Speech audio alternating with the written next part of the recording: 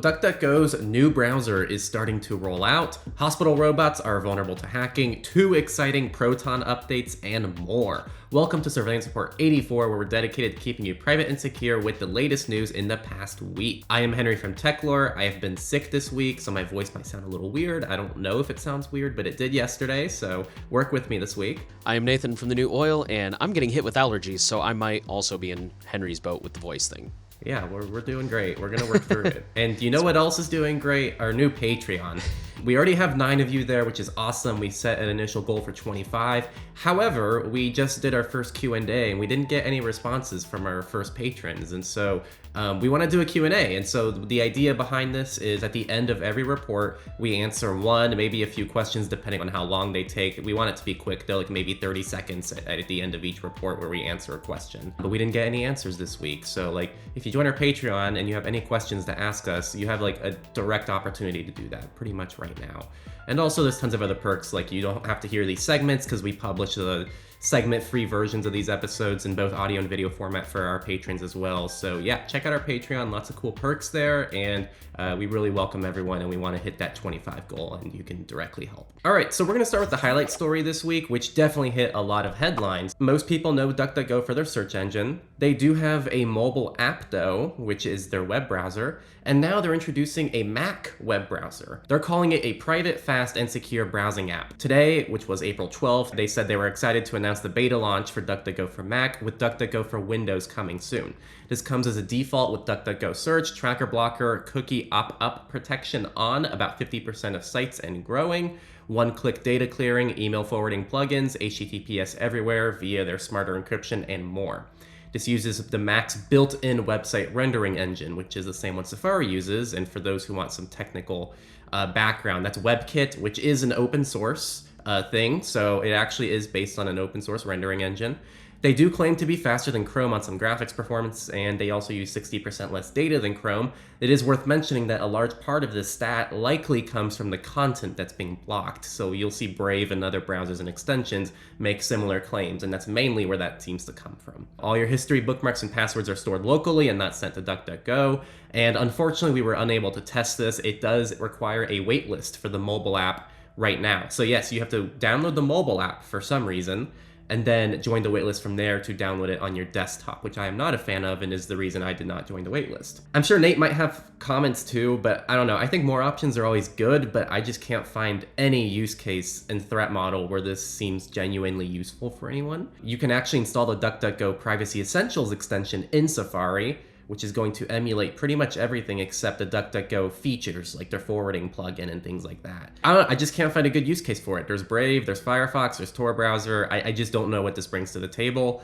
but I think more options are always good. I guess if there's anybody out there who trusts DuckDuckGo but not Brave, I guess this could be a good option for them. I mean, I'm with you. Like, more options are always good. I think it's kind of redundant, but I don't necessarily think it's bad, so if anybody wants to use it, good for them. With that, we're going to go ahead and jump into our data breaches section, and we're going to start with the tool maker Snap-on. Snap-on is an American tool manufacturer, as I said, and they disclosed a data breach claimed by the Conti ransomware gang.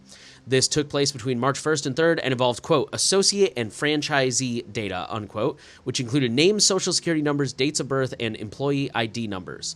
They are offering 1 year of identity theft protection as a result. That's pretty much it. There was an access control vulnerability in a company called Easy Appointments, and this was from a platform that exposed sensitive personal data. So this was discovered by Francesco Carlucci, I think that's how you say it, of OpenCert. He found that Easy Appointments lacked authentication for one of their back-end APIs, which allowed him to pull data like phone numbers, physical addresses, and other points of data of the users. This has been fixed, but remember to be aware of online forums, and remember that pretty much everything you do likely integrates with other third-party services, so there's just really a long list of people you have to trust for most things that you use day to day, unfortunately. That was all we had in terms of data breaches, so we're going to go ahead and move into companies this week. It's a little bit of a lighter week, but there's some good stories with some good substance. So our first story is really interesting. It comes from Apple. It says, Apple's privacy rules leave its engineers in the dark. I'm going to go ahead and quote the article article here. Apple doesn't collect a lot of customer data from its services, including Apple Maps, the Siri voice assistant, and its paid video streaming service, according to more than a dozen former employees. And the customer data it does collect from products like the App Store and Apple Music aren't widely accessible to employees who work on those and other products, these people said. That makes it difficult for Apple to mimic popular features developed by its competitors, which collect more data and have fewer restrictions on employee access to such information, they said. I think this is just really interesting because, obviously we don't think Apple's a perfect company. We do have some complaints with some of their stuff, but it does show that Apple is actually more private than a lot of their competitors, like Android, for example, and, Netflix and Hulu and all that. So, I just thought that was really interesting to get that kind of confirmation, especially me. I'll be the first one to admit, I've always assumed that Apple was collecting just as much information as Google, but just not selling ads with it. And apparently that is not the case, according to people who actually worked there. Obviously, we're not saying that Apple is the best. I think we would both agree that something like a Calyx phone or something like that would be considerably better, but it is good to know that Apple is not the worst decision you could possibly make. On the topic of worst decisions you could possibly make, though, we have Meta, who is actually doing something good for once. We'll give them that. So Meta is going to stop users from sharing private residential information on their platform. Meta is ending an exception to its existing rules that allow users to post private residential information on people on its platform if it was publicly available elsewhere. Which is interesting because I don't know if they still have this, but back in the day, they used to have a field where you could actually put in your home address. This will be implemented by the end of the year and will cover photos of the outside of private homes. So if somebody posts a photo of their house, then I guess they're not allowed to do that anymore. They will also make exceptions to the photo of a house thing if the property is the focus of a news story. Yeah, I guess that's something. The goal of this is, of course, to try and prevent doxing. That's what they've said. But it'll be interesting to see how much they enforce this and if they enforce it at all, to be totally honest. But good on them for trying, I guess. We're going to move over into T-Mobile, who has secretly bought its customer data from hackers to stop the leak. Really weird strat. We're starting to see some really funny strats lately. And the last part of the headline, it failed. So the title says it all. T-Mobile hired a third-party company to handle their latest data leak on behalf of them, but not like formally, and they attempted to buy that leaked data from the hackers in exchange for exclusivity. It didn't work because the data still got exposed because the attacker did not honor their word and continued to sell the data despite the agreement. So not only did T-Mobile completely disobey what everyone says to do, which is pay the ransom for the data, but they also did that while trying to play this sneak game, which didn't even end up working anyway. So T-Mobile, lots of fails here. I don't know why they decided to try to do this. It's really unfortunate. And also T-Mobile's been a victim of a lot of data breaches recently, so they've really gone downhill with their privacy image for sure. And finally, we'd like to remind you, Microsoft April 2022 Patch Tuesday fixes 119 flaws, as well as 2 0 days and 10 critical vulnerabilities. Check the article for a full list, use automatic updates, or manually update ASAP. All right, that'll do it for the companies, and now we're going to move into research, and we've got a couple of really interesting stories this week. Our first one kind of made the rounds. The headline says, autonomous robot used in hundreds of hospitals at risk of remote hijacks. So I'm going to go ahead and quote the article here. Enter autonomous hospital robots, the supposed to be friendly, self-controlled digital workhorses that can transport medications, bed linens, foods, and laboratory specimens across a hospital campus. These robots, such as the ones built by automaker Aethon, are equipped with the space to transport critical goods and security access to enter restricted parts of the hospital and ride elevators, all while cutting labor costs. Researchers at Scenario, a cybersecurity startup focused on securing hospital and healthcare systems, discovered a set of 5 never-before-seen vulnerabilities in Aethon robots, which they say allowed malicious hackers to remotely hijack and control these autonomous robots, and in some cases over the internet. So these vulnerabilities are actually not problems with the robots themselves, but with the servers, and they allow for remote takeover and camera access with a, quote, very low skill set for exploitation. So basically, you don't really have to be, super elite hacker man in order to do this. Guests on the hospital network can even view camera feeds and schedules without needing a password. And one vulnerability allows them to fully control the robots. They can call elevators, they can interact with door locks, and they can open medication drawers. Risk can be mitigated by keeping the server in-house so that the bot never really needs full internet access. And Athon has patched these vulnerabilities, but it's unclear how many customers have installed those patches. That's always the big trouble, is getting people to update. We just talked about that, automatic updates. So, things are being rushed out to market, and unfortunately, that can result in some problems, but thankfully, at least this one was fixed. A lot of the times they aren't. And our second and final research article, very quick. Ransom DDoS attacks have dropped to record lows this year. So according to Cloudflare, their customers reported 28% of DDoS attacks came with a ransom in December of 2021. In January 2022, that dropped to 17%, then 6% in February, and 3% in March. The reason is unclear. It's unclear if this has to do with just general DDoS attacks or if just specifically ransom DDoS attacks aren't becoming as popular. But there you go. That's the stat. All right, with that, we're going to move into politics. And once again, it's a little bit of a shorter section this week. We only got 2 stories. The first one will probably irritate you no matter what side of the political aisle you're on. It says the Biden administration is giving cell phones to illegal immigrants. The purpose is to track them until their court proceedings. The phones are part of a program that also uses voice print, facial recognition, and GPS ankle bracelets. White House Press Secretary Jen Psaki said that the program has resulted in an increased number of immigrants actually showing up to court when they were scheduled. Interestingly, she also dodged a question about people possibly throwing the phones away. I also have some questions about the phones themselves and what information is being collected. Like, are they strictly just requiring people to check in and then, like, sending them a reminder for their court date? Are they also collecting contacts and, like, text messages? And my money says yes, but of course they didn't really go into detail. So yeah, that's interesting, and it's an interesting approach, and I guess it's just worth being aware of. Up next, the ACMA, which is the Australian Media and Communications Authority, is targeting SIM swap scams with new industry rules. So for those who don't know, SIM swapping is pretty much when someone impersonates you to obtain your SIM card. And this typically happens to obtain 2FA codes that are sent via SMS and things like that. And a lot of times similar attacks are done, like they social engineer cell companies to impersonate you to obtain any kind of credentials for your account or necessary permissions. So the new rules require stronger identity checks, including the use of government online verification services, multi-factor identification, and biometric data. This applies to high-risk transactions such as SIM swap requests, changes to accounts, or the disclosure of personal information. To enforce the new rules, ACMA will be granted the power to commence court proceedings against telecoms who breach the outlined requirements. I think it's good they're trying to target this problem in the name of security, but they're trying to target this problem in inherently a very unprivate way that actually now requires a higher degree of security, since a lot of these companies now need to collect even more information on their users. Honestly, one thing that I was reading this made me really consider is it's interesting when we try to fix security or privacy issues in the world, but in a convenient manner, because I feel like a lot of times when we try to combine those two ideas, we get situations like this. There's no shortcut to better security and privacy. Like, there has to be some sacrifice on convenience, otherwise this kind of stuff happens. With that, we will move into our free and open source software section, FOSS News, and we're going to start with 2 very exciting stories out of Proton.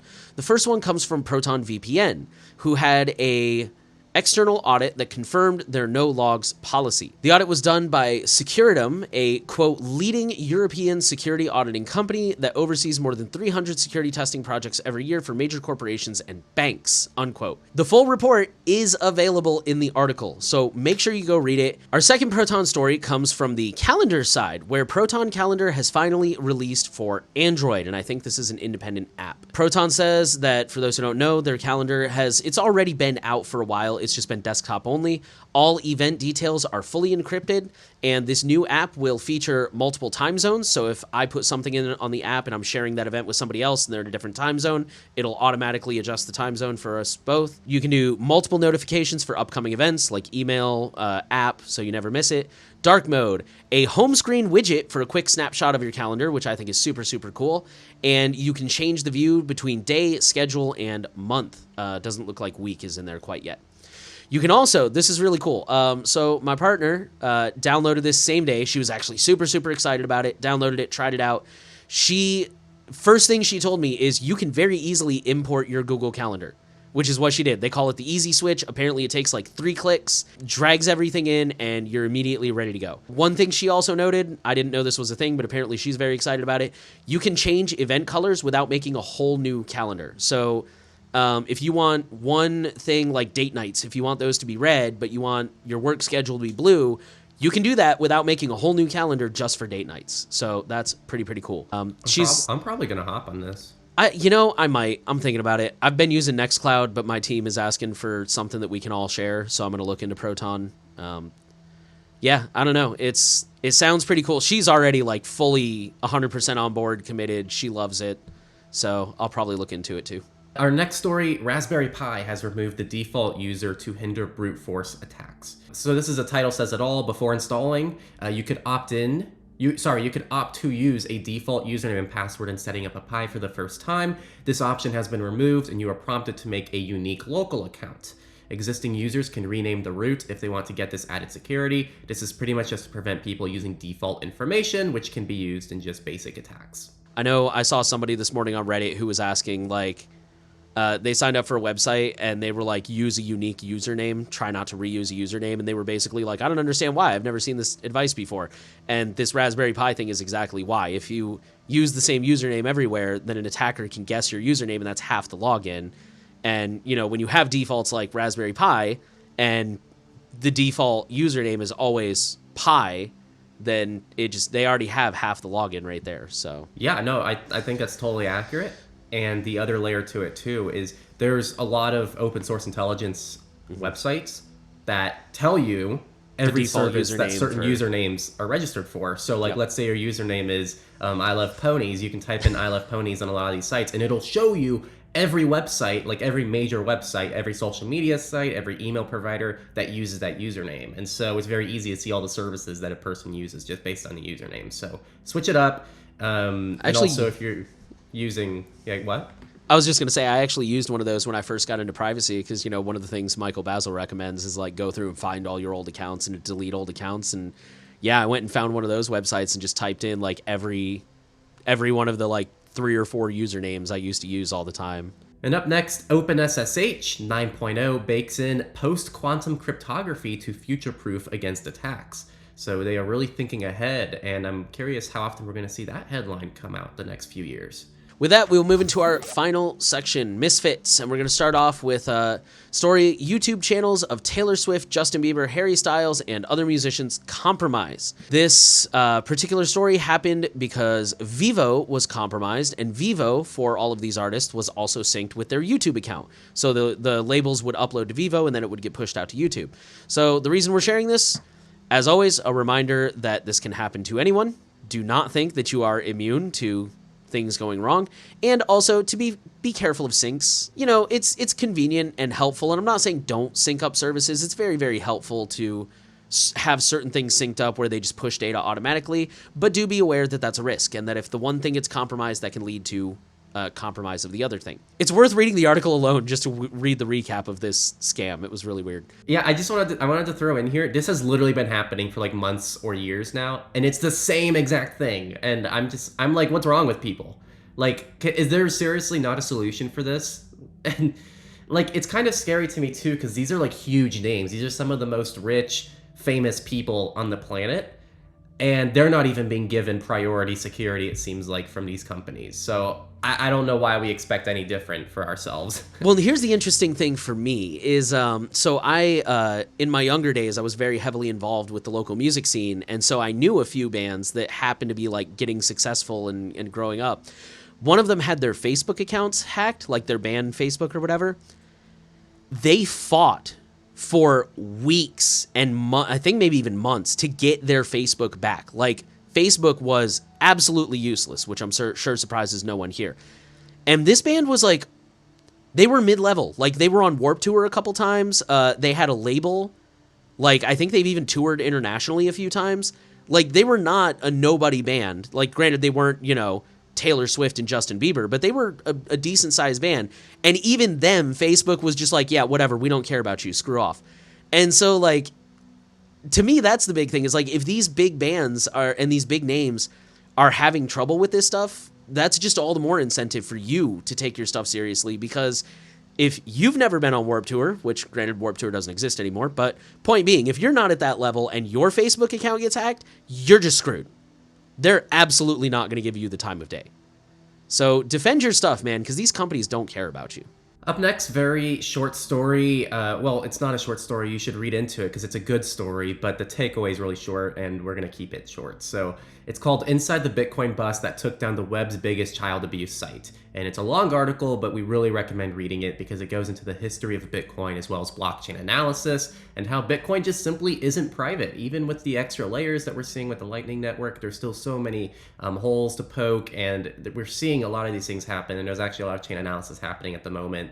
There's a lot of drama regarding Wasabi and some of these other services. So yeah, why don't we just use something with privacy by default, which is why we very much like Monero. All right, and our last story is really interesting. It says Android banking malware intercepts calls to customer support. So they're calling this a fake calls Trojan, I believe it is. And it masquerades as, I believe it's a specific banking app in South Korea, although we may see this more now since it's been so successful. And basically it intercepts calls to customer support and reroutes them to the criminals. What's really interesting is the criminals went out of their way to make this seem super realistic. Like they recorded some generic sounding, we're experiencing high call volume, please stay on the line, this call may be recorded. Like they went through the whole spiel to make this thing super convincing. So originally when I read this, my question in my brain was, is this only work if you call from the app? Because, a lot of the times in the app, they'll list the customer support number. You can click on it. The answer is no. Quoting the article, Fake Calls Mobile Banking Trojan can do this because at the moment of installation, it asks for several permissions that give it access to the contact list, microphone, camera, geolocation, and call handling. Which, other than contact list, that actually sounds like some reasonable stuff that a banking app would ask for. Microphone and call handling in case you need to call in, geolocation to find an ATM, camera to upload checks. Permissions are very, very dangerous. They're very, very powerful. Beware what permissions you give apps, and of course, make sure you are getting the right app in the first place. Always vet an app if you actually need it. Vet it, make sure it's the right one, and just be careful. That's some scary stuff. And that is going to finish out our news this week. Again, DuckDuckGo has that new browser on Mac OS, which is in private beta. Hospital robots are vulnerable to hacking. We got some exciting Proton updates and a lot more news this week. So we were going to do our first Q&A where essentially we ask our patrons, really, they can ask us anything. It could be about one of the stories that we're going to talk about this week. It can be about a previous story. It could be a general privacy and security question. It can be something personal. It can be just anything. It could be about the world. We really just want to answer at least one person's question every week. It's something cool that we think would be fun to engage with all of you, especially our patrons. But we don't have any Q&As this week, and we really want some. So again, join our Patreon. We are very short in numbers right now. We have 9 awesome people, but we want to hit our first goal of 25, and we want to have a Q&A next week. So definitely tag along and ask those questions because we want some questions. We want to thank you for listening to the Surveillance Support. We're happy to know you're out there trying to stay safe. And the final thing we want to ask you to do is to share the podcast around because that helps us spread privacy to more and more people. Make sure you're subscribed on whatever platform you're listening in from and give a rating if that's an option. Thanks again for listening, and we'll see you next week.